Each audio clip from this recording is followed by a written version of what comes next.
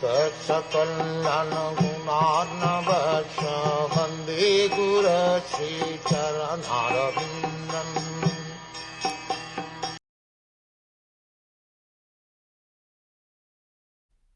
He, the personality of Godhead, as the maintainer of all in the universe, appears in different incarnations after establishing the creation, and thus he reclaims all kinds of conditioned souls amongst the humans, the non-humans and the demigods.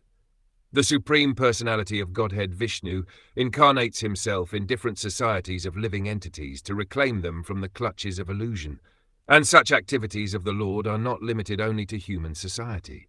He incarnates himself even as a fish, hog, tree, and many other forms, but less intelligent persons who have no knowledge of him deride him even if he is in human society as a human being.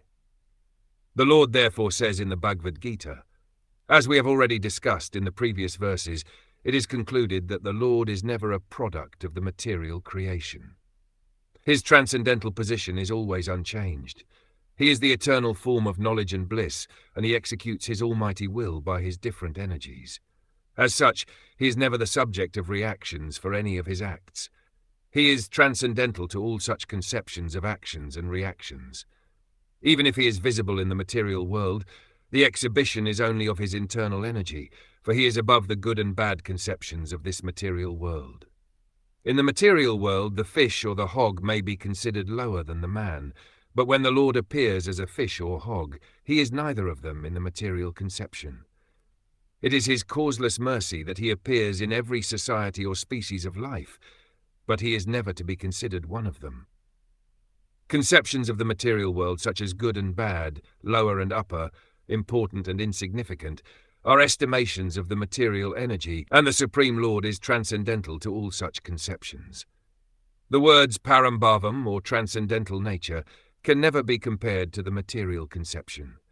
We should not forget that the potencies of the Almighty Lord are always the same and do not decrease because the Lord assumes the form of a lower animal.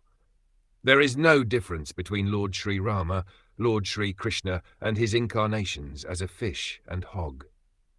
He is all-pervading and simultaneously localized at any and every place. But the foolish person with a poor fund of knowledge, for want of that parambhavam of the Lord, cannot understand how the Supreme Lord can take the form of a man or a fish. One compares everything to one's own standard of knowledge, as the frog in the well considers the sea to be like the well.